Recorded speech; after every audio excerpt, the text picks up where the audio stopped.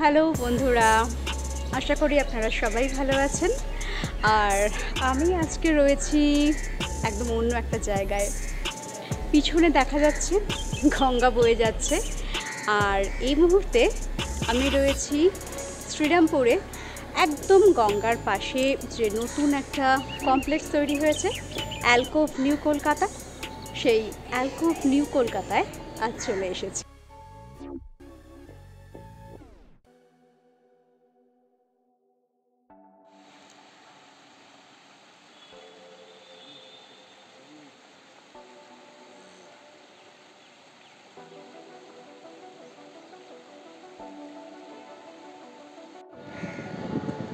আজ এখানে এসেছি বেসিক্যালি আমি ওদেরকে দাদা ভাই আর দিদি ভাই বলি, ওদের আমন্ত্রণে।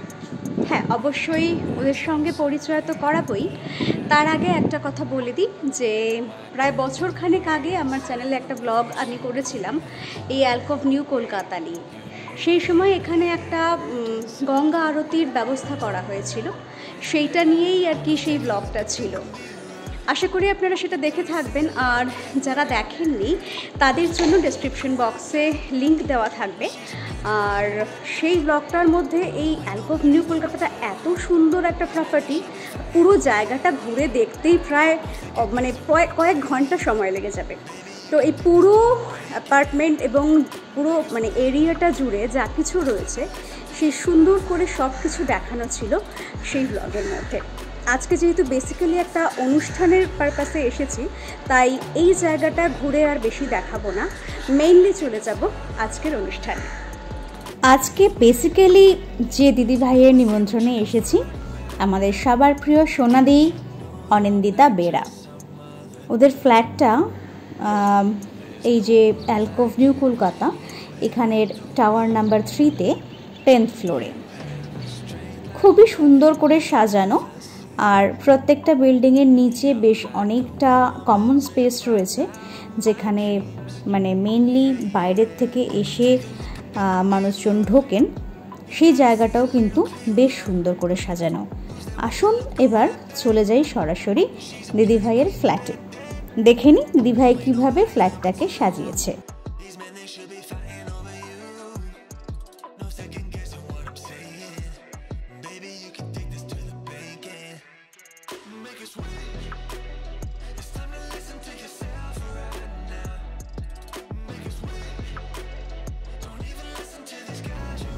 শুরু করছি ঠাকুর ঘর থেকে।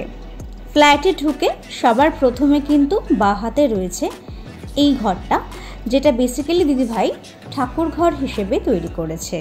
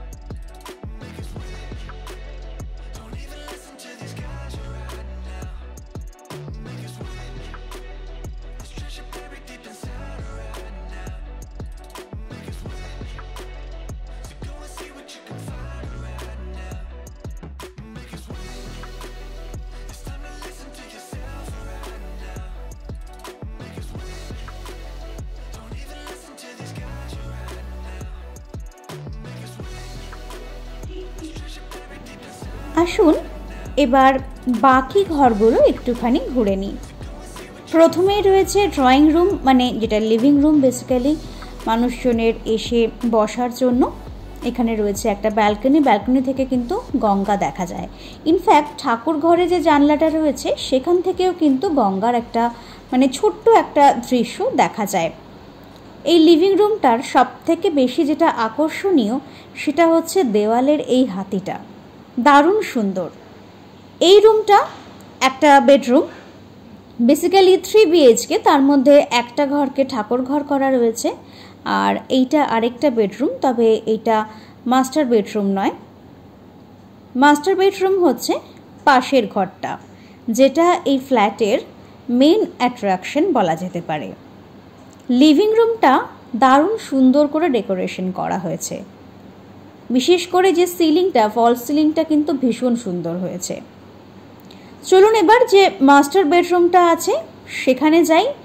আর এই ঘরটা মানে সত্যি বলবো, প্রত্যেকটা মানুষ যারা এই ঘরে ঢুকবে তাদের কিন্তু এই ঘর ছেড়ে আর অন্য ঘরে যেতে ইচ্ছে করবে না। এই ঘরটার মেইন যেটা প্লাস পয়েন্ট সেটা হচ্ছে এখান থেকে গঙ্গার দারুণ সুন্দর দৃশ্য দেখা যায়, একেবারে পুরো জানলা জোড়া গঙ্গা।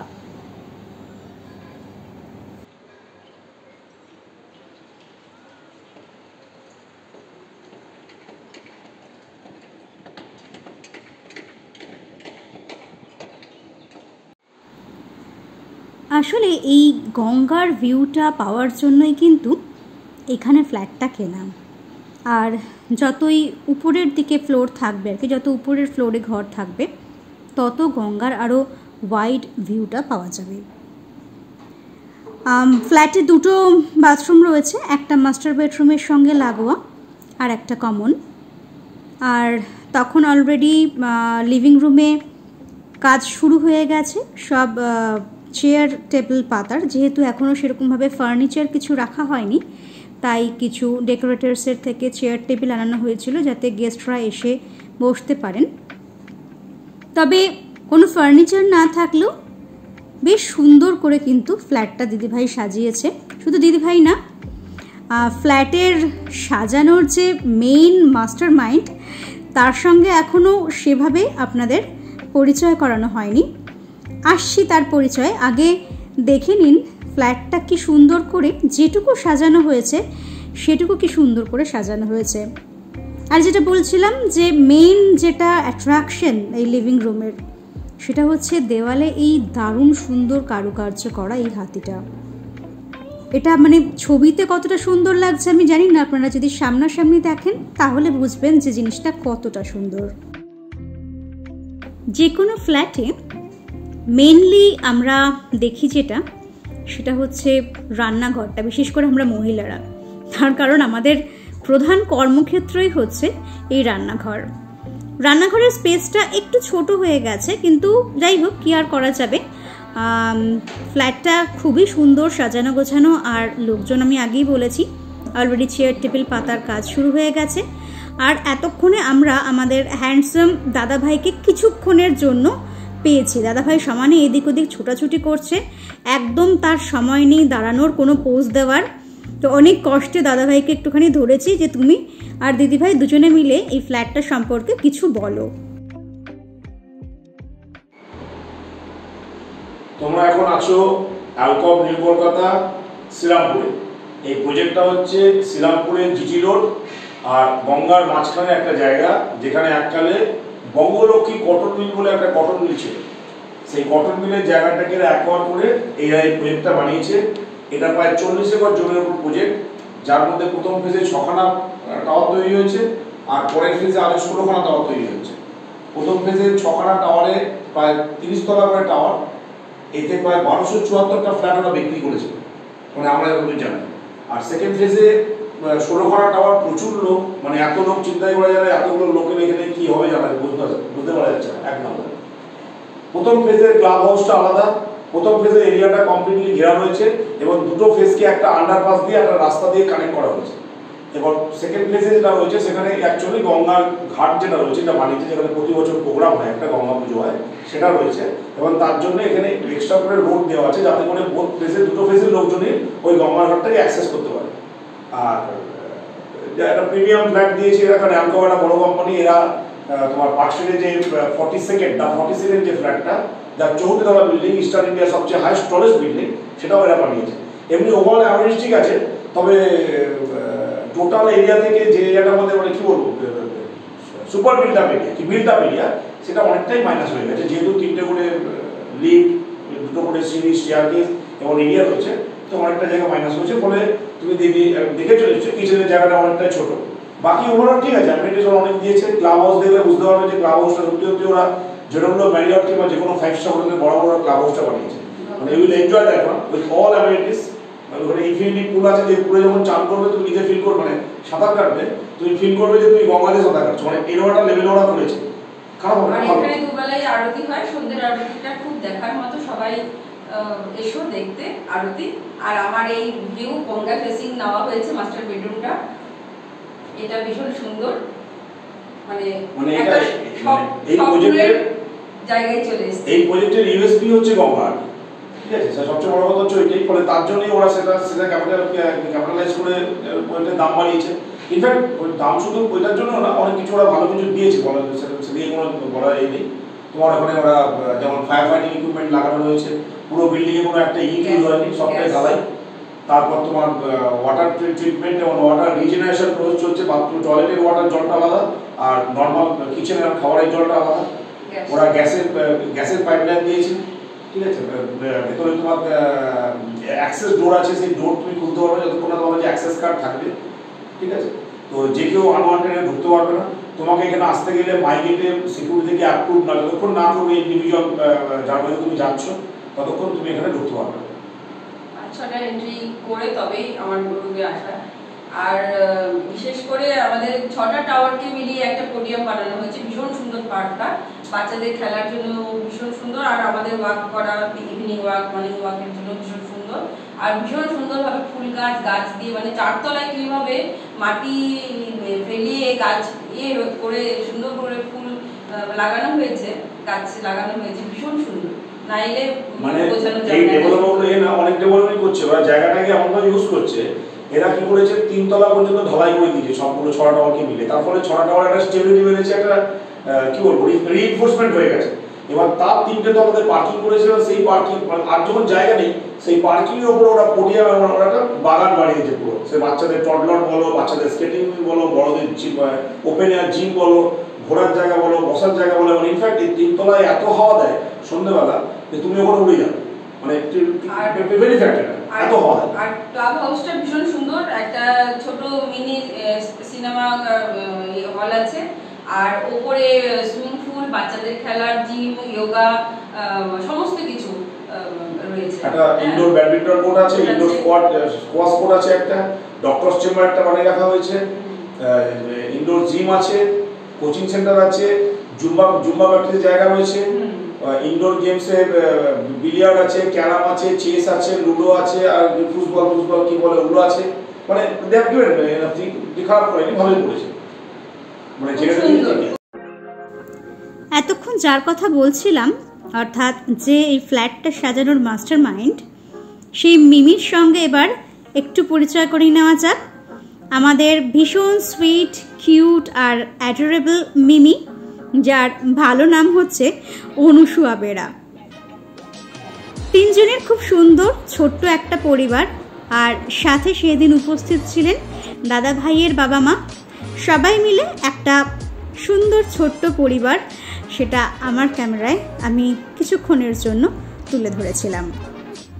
চলুন এবার ফ্ল্যাটটা তো ঘুরে দেখা হলো, এইবার যে পুরো এরিয়াটা, যে অ্যামিনিটিসগুলোর কথা দাদা ভাই আর দিদি ভাই এতক্ষণ বলল, সেই জায়গাগুলো একটুখানি ঘুরে নিই।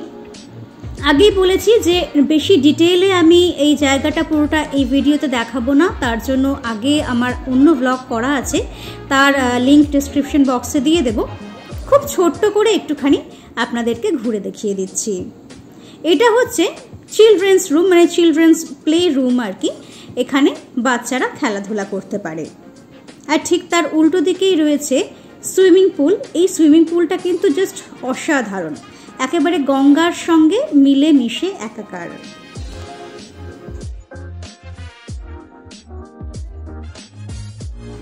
শুধু ছোটরাই নয়, এখানে বড়দের জন্য নানা রকমের গেমসের ব্যবস্থা রয়েছে, আর তার জন্য রয়েছে একটা বিশাল বড় রুম। সেখানে বড়রা নানা ধরনের খেলা খেলতে পারে বা নিজেদের মধ্যে কিছুটা টাইম স্পেন্ড করতে পারে। এমনকি এই ঘরে যে চেয়ার টেবিলগুলো রাখা রয়েছে সেটাকে রিডিং রুম হিসেবেও ব্যবহার করা যেতে পারে। সব মিলিয়ে বলা যায় যে ঘরটা জাস্ট অসাধারণ। আর এখানে যে জিমটা, বিশাল বড় একটা জিম, একসঙ্গে অন্ততপক্ষে 50-60 জন মানুষ কিন্তু এখানে অনায়াসে জিম করতে পারেন। এত মেশিন রয়েছে আর এত বড় জিমটা যে মানে ঘরের এক প্রান্ত থেকে আরেক প্রান্ত প্রায় দেখা যায় না। আর এখানে এই জিমের সাথে সাথে আলাদা করে রয়েছে yoga and meditation room. Yoga আর মেডিটেশন করার জন্য একটা আলাদা করে স্কোপ পাবেন, যেটা কিন্তু জিমের পাশেই, কিন্তু জিমের থেকে সম্পূর্ণ আলাদা ঘর। আর একটা দারুণ জিনিস রয়েছে এখানে, একটা ছোট্ট থিয়েটার হল। স্ক্রিনটা বেশ বড়ই আছে। হ্যাঁ, তো উপরে যাও, যথেষ্ট বড়, উপরে যাও, উপরে গিয়ে দেখো। এখানে টোটালি 89টা সিটস আছে। মাঝে মাঝে মুভিজ লাগায়, এখানে মুভিজ লাগিয়ে তোমার মোটামুটি, হ্যাঁ, এবার যদি তুমি নিজে করতে চাও তো 3 ঘন্টার জন্য 3000 টাকা। লোকেরা আসে এখানে। এছাড়াও রয়েছে এখানে একটা ইনডোর ব্যাডমিন্টন কোর্ট।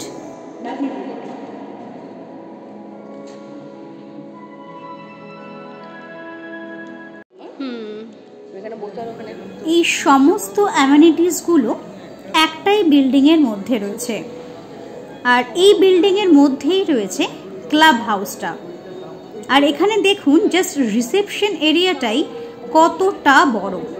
আর এই পুরো রিসেপশন এরিয়ার দু সাইড করে, মানে দুদিকে দুটো উইং চলে গেছে, পরপর এক একটা করে, মানে গেমস রুম, স্টাডি রুম, এরকম সব আলাদা আলাদা করে ঘরগুলো রয়েছে। আর এই ক্লাব হাউসেরই একদম উপরের ফ্লোরে রয়েছে এই সুইমিং পুলটা, যে সুইমিং পুলটাকে দূর থেকে দেখলে বোঝা যাবে, যেন মনে হবে যে গঙ্গার জলের সঙ্গে সুইমিং পুলের জলটা প্রায় মিলে গেছে। এবারে আমরা আমাদের মেইন ভেন্যুতে চলে আসি। এখানেই কিন্তু সমস্ত গেস্টদের খাওয়ার ব্যবস্থাটা করা হয়েছে। তার সাথে ফ্ল্যাটেও চলছিল অতিথি আপ্যায়ন। আমরা একবার ওই রুম আর একবার ফ্ল্যাটে মোটামুটি একবার আসছিলাম, আর একটু করে থাকছিলাম, থেকে একটু করে ভিডিও করে আবার ওখানে চলে যাচ্ছিলাম। প্রাথমিক অবস্থায় ফ্ল্যাটে কিছুক্ষণ ছিলাম আমি। মোটামুটি যারা প্রথম এসেছেন, প্রথম দিকে যে অতিথিরা এসেছেন, তাদেরকে আমি একটুখানি ফ্ল্যাটে ক্যাপচার করেছিলাম। তারপরে আমি সম্পূর্ণ ওই বিল্ডিংয়ে চলে যাই, আর তারপর আর কারোকে কিন্তু এই ফ্ল্যাটে ক্যাপচার করা আমার পক্ষে সম্ভব হয়নি। আমি মোটামুটি সবার প্রথম অতিথি ছিলাম, আর তারপর যারা এসেছিলেন একে একে সবার সঙ্গে কিছুটা করে মুহূর্ত ধরা রয়েছে এই ভিডিওতে। ফটো রিল করতে থাকবি, কিন্তু তোমার দাঁতে লিপস্টিক লেগে গেছে, ঠিক করে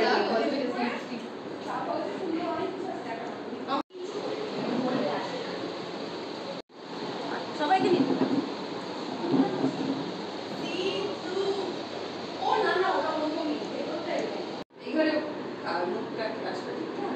ভিডিও হচ্ছে, মানে এই দিকে আসতে গেলে অনেকটা কোথায় লঞ্চ বেরি আমরা গাড়ি আসলাম, আমাদের গাড়ি আবার তারপরে আবার ফোন করবো আর হলে এক ছেড়ে ওইটা আমাদের ওই অফিস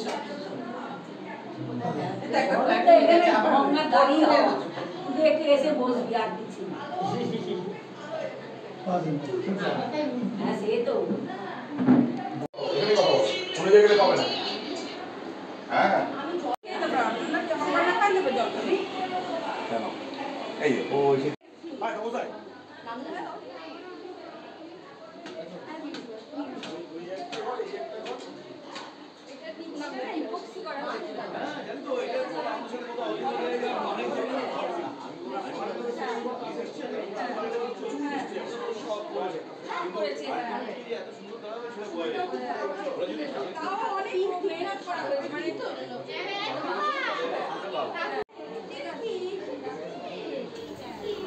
ফ্ল্যাটে কিছুক্ষণ থাকার পর আমি চলে গেলাম আমাদের মেইন ভেন্যুতে।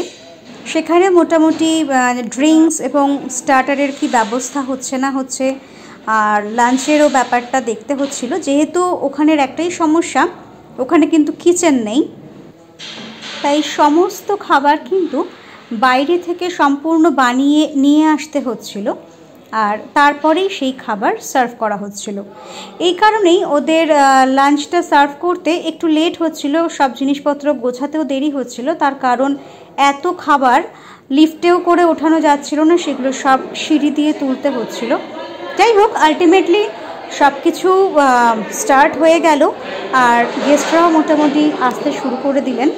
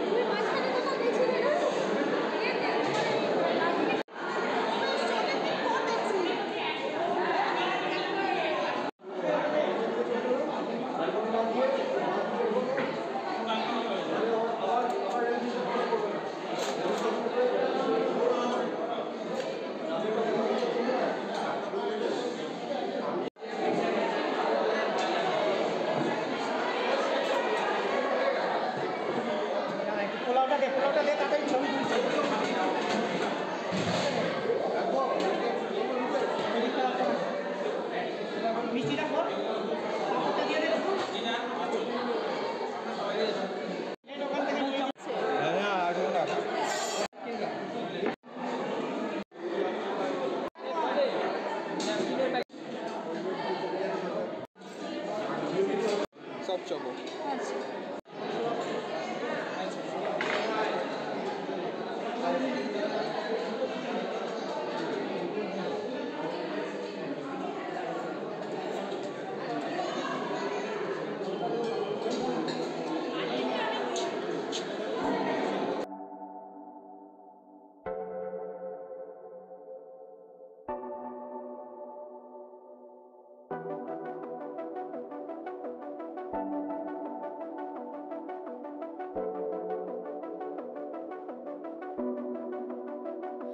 Pardon me, why don't you come over here? I need to ask you something quickly, my dear. Why do you always settle for something less?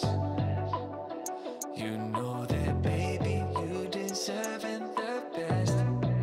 Yeah, yeah. Go take a look up in the mirror.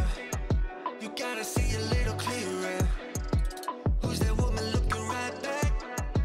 She's a beauty queen, bad, bad. You ain't nobody's number two. These men, they should be fighting over you.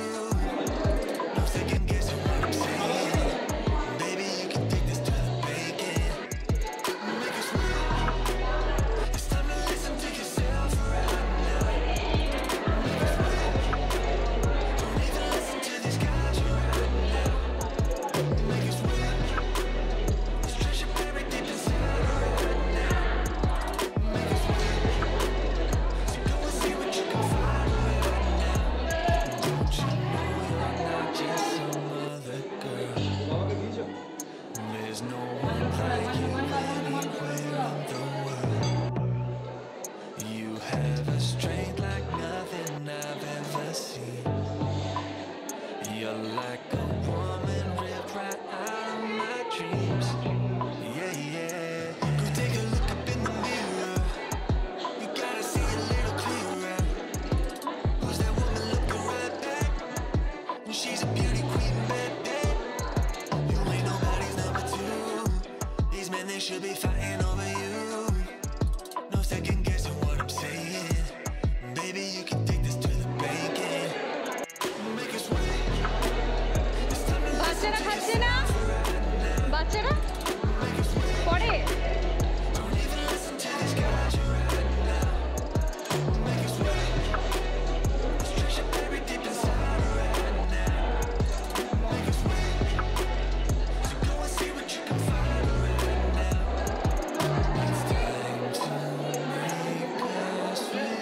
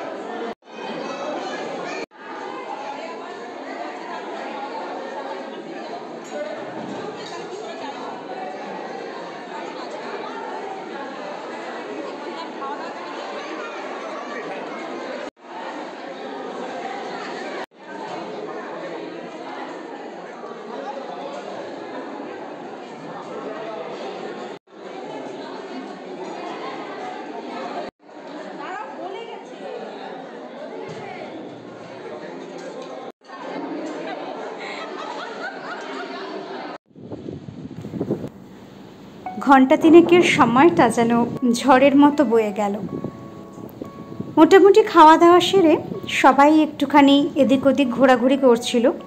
আগেই বলেছি পুরো কম্পাউন্ডটা দারুণ সুন্দর সাজানো গোছানো। সবাই খাওয়ার পরে একটু এদিক ওদিক ঘুরে ঘুরে ছবি তুলছিল, রিলস বানাচ্ছিল। আর আমিও একটুখানি 4-5টা ক্যাপচার করে নিলাম এই ভিডিওর জন্য। আগেও বলেছি যে খুব বেশি ডিটেল আমি এই ভিডিওতে দিচ্ছি না, কিন্তু পুরো কম্পাউন্ডটা অসাধারণ সুন্দর।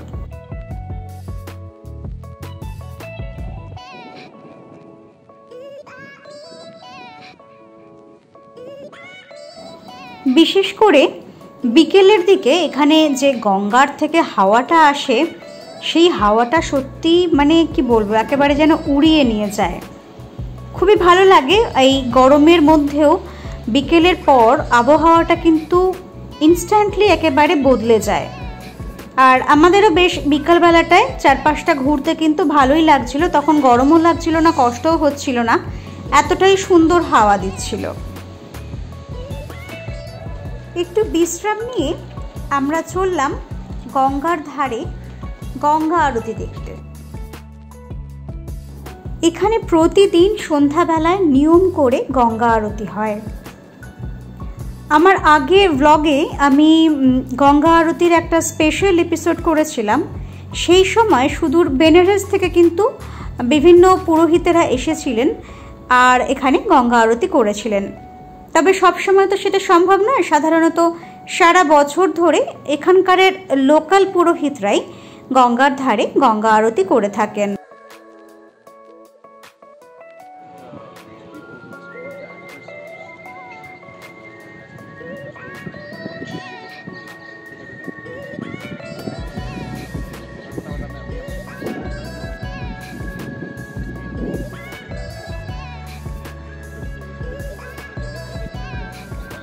গঙ্গার ধারে পুরো গঙ্গার ঘাটটা বাঁধিয়ে খুব সুন্দর একটা ব্যবস্থা করা হয়েছে। এখানে একসাথে বহু মানুষ এখানে বসে গঙ্গা আরতি দেখতে পারেন।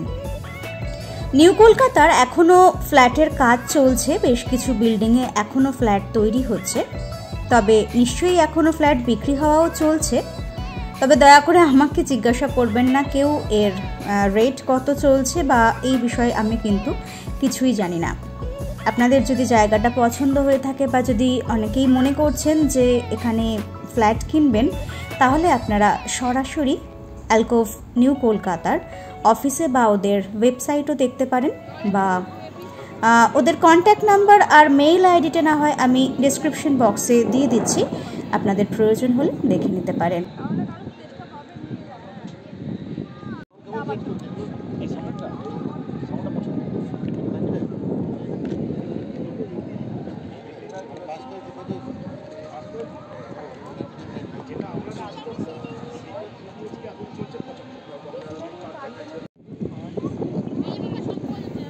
গঙ্গার ঘাটে মোট 4 জন পুরোহিত প্রতিদিন সন্ধ্যাবেলায় এই গঙ্গা আরতি করে থাকেন।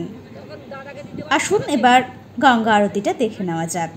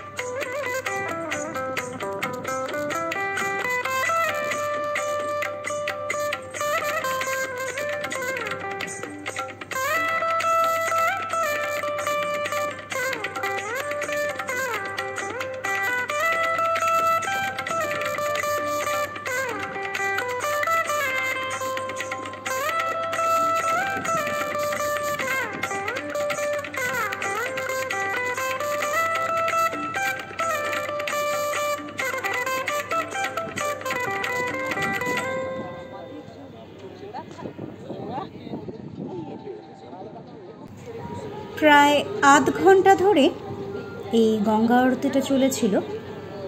আর রবিবারে বিশেষ করে এখানে যেহেতু মোটামুটি রেসিডেন্টসরা বাড়িতে থাকেন, সেই কারণে রবিবার ঘাটে অনেকেই আসেন এখানে গঙ্গা আরতি দেখার জন্য।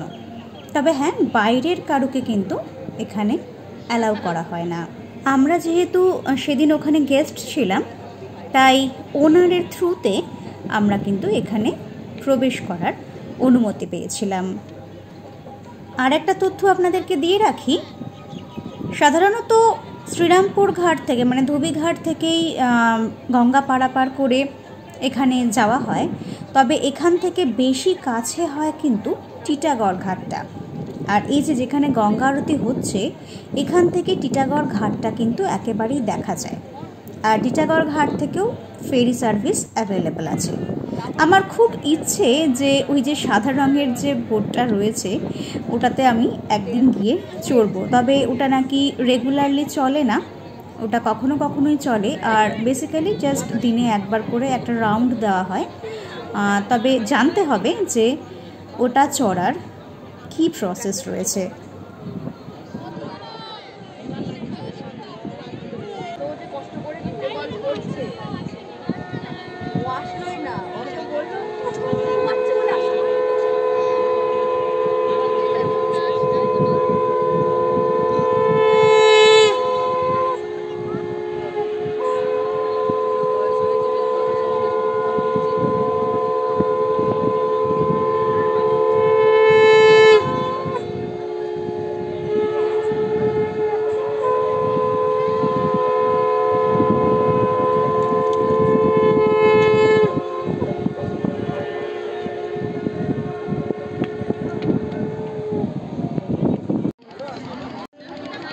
গঙ্গা আরতি শেষ হতে হতে বেশ সন্ধ্যা নেমে এসেছিল।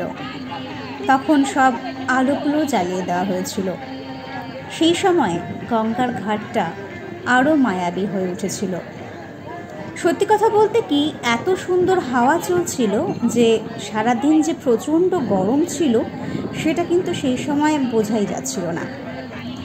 আর সেখান থেকে আসতেও ইচ্ছে করছিল না, কিন্তু কিছু করার নেই, আসতে তো হবেই, বাড়িতে ফিরতেও হবে। যাই হোক, আমার এই ভিডিওটা এই পর্যন্তই থাকলো। আশা করি আপনাদের সবার ভালো লেগেছে। দেখা হবে খুব তাড়াতাড়ি আবার অন্য কোনো ভিডিওতে। ধন্যবাদ।